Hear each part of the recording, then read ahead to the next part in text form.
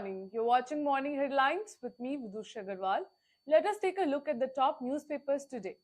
To begin with, Bengal hands Shah Jahan Sheikh to CBI after fresh High Court direction. Well, now the West Bengal police handed over the custody of suspended Trinamool Congress leader Sheikh Shah Jahan to the CBI after a fresh directive by the Calcutta High Court. The CBI will also take over the case of an attack on ED or the Enforcement Directorate officers at Sandesh Khali, North 24 Parganas district on January 5. Accused of sexual abuse, extortion, land grabbing in Sandesh Khali and wanted for the January 5 attack on Enforcement Directorate officers who had gone to search his house as part of their probe into the ration distribution case. Meanwhile, the West Bengal government on Wednesday sought an urgent hearing of its plea in the Supreme Court challenging a Calcutta High Court order that directed a CBI probe into the Sandesh Khali matter pertaining to an attack on Enforcement Directorate officials in Sandesh Khali on January 5 this year. The news has been covered on the front page of the Indian Express as well as the Times of India.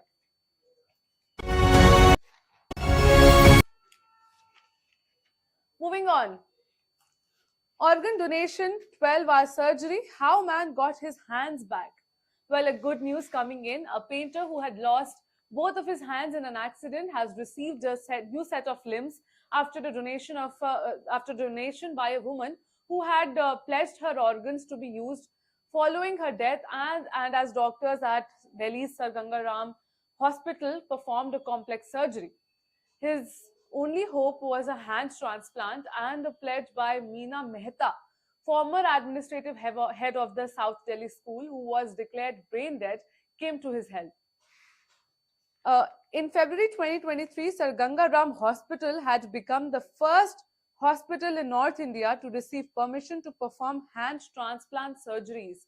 Well, keeping transplant protocols in mind, after detailed examination and necessary investigations, a team of 11 doctors executed the intricate 12-hour procedure, delicately reattaching various components including bones, arteries, veins, tendons, muscles, nerves, and skin.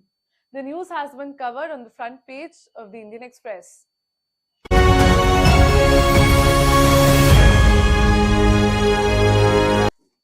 In a latest development, only one family prospered in Bihar during Jungle Raj, says Modi. Now, reiterating that every Indian was his family, PM Narendra Modi on Wednesday hit out at the Indie bloc, particularly RJD President Lalu Prasad Yadav, for promoting dynastic politics and having retrogressive thinking. The PM was responding to Lalu Prasad's recent jibe that Modi's dislike for dynastic politics stemmed from him having no family of his own. Now, Modi accused Prasad and his family of bringing Jungle Raj during their decade-and-a-half-long rule in the state. Well, launching an attack on Indie bloc, Modi said, on one hand, New India is coming up, and on the other, RJD, Congress and India Alliance have been living in a different world. I want solar lights on every roof, but they are still moving in light of lantern. However, the problem peaked when Jungle Raj came, said Modi, alluding to the rise to power of Lalu Prasad Yadav in the 1990s. Now, an entire generation was deprived of future prospects during the Jungle Raj. Only one family progresses. One saw how land plots were taken in lieu of giving jobs. Will you forgive such people? He asked, referring to the alleged scam in which Lalu Prasad's wife Rabri Devi, son Tejasvi Yadav and daughter Misa Bharti have been named as accused. The news has been covered on the 11th page of the Indian Express and in Times of India as well.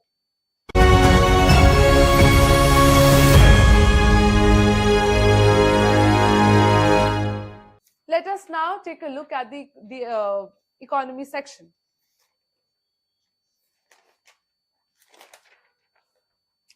Mining exploration. Industry pushes for a more investor-friendly model. Well, before we move on to this news, let's move on to the international section first, which I missed out in between. Nikki Haley ends White House bid pushing Trump-Biden closer to November rematch. Now, Nikki Haley ended her long-shot challenge to Republican presidential frontrunner Donald Trump on Wednesday, ensuring the former president will be the party's candidate in a rematch with Democratic President Joe Biden in November's election. Well, a coach here says that Haley didn't endorse the former president in a speech in Charleston. Instead, she encouraged him to earn the support of the coalition of moderate Republicans and independent voters who supported her. Now, drawing on her foreign policy experience at the UN, Haley said that it was important to continue US global leadership. Throughout her campaign, Haley said that the United States must help Ukraine defend itself against Russian aggression, a position at odds with Trump. Let me tell you that Haley lasted longer than any other Republican challenger to Trump, but never posed a serious threat to the former president, whose iron grip on the party's base remains firm despite multiple criminal indictments. The news has been covered on the world page of the Times of India as well as the Indian Express.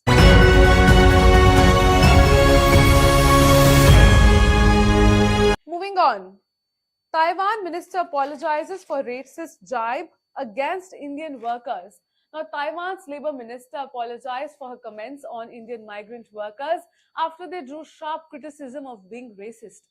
The island nation bordering China plans to recruit Indian workers and has signed a memorandum of understanding, that is MOU, with the Indian government on February 16 to help alleviate labor shortages in Taiwanese industry. Well, Taiwan plans to recruit Indian workers after signing an MOU with India on February 16 to bolster people-to-people exchanges between the two countries and help alleviate labor shortages in Taiwanese industry.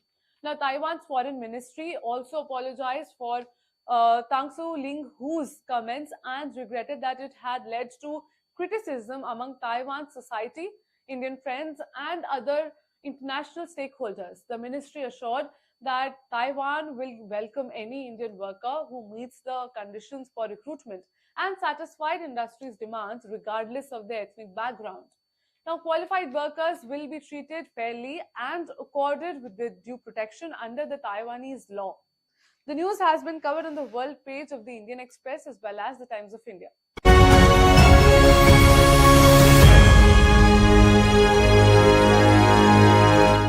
In a significant development, defense agreement to obtain non-lethal weapons, training from China, says Muizzu.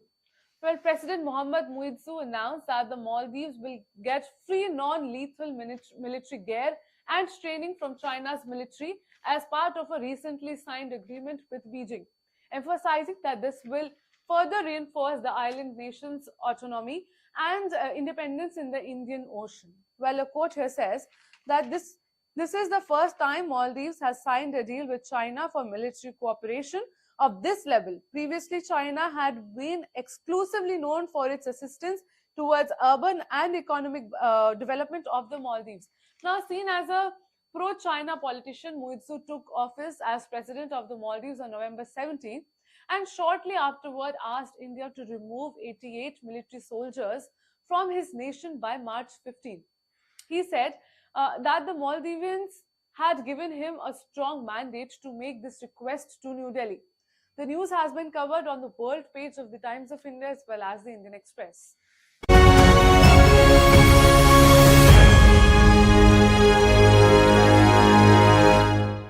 Let us move on to the economy section.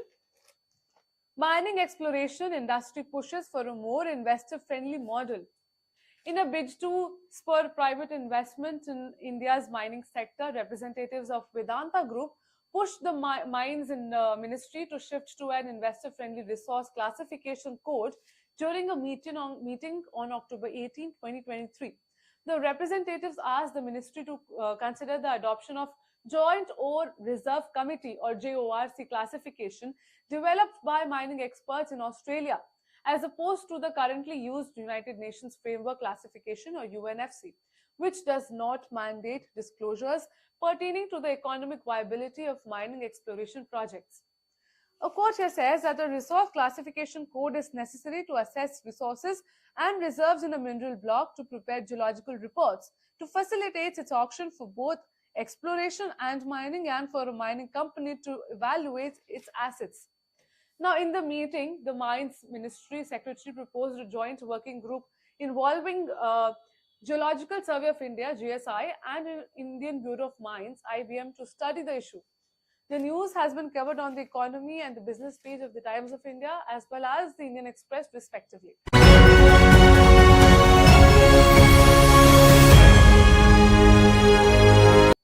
Last but not the least, let us take a look at the sports section. Probably Ducket hasn't seen Pant bat. Rohit Sharma slays baseball loose talk. Widespread criticism has been attained regarding a blunt statement made by English opener Ben Ducket regarding the batting of India's young sensational batter Yashasvi Jaiswal, originating from various corners of the world.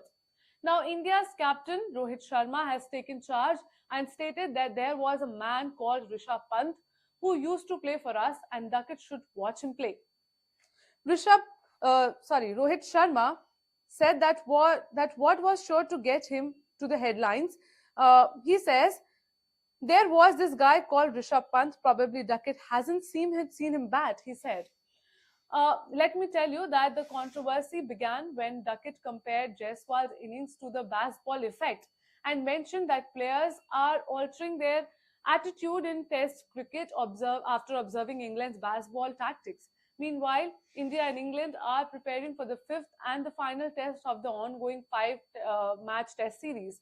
Although India has already secured the series, they still aim to dominate the English as they have done previously. The news has been covered on the sports page of the Indian Express as well as the Times of India. Well, guess that's all for today. Thank you for joining in. For more updates, subscribe to our channel and keep watching Ritam.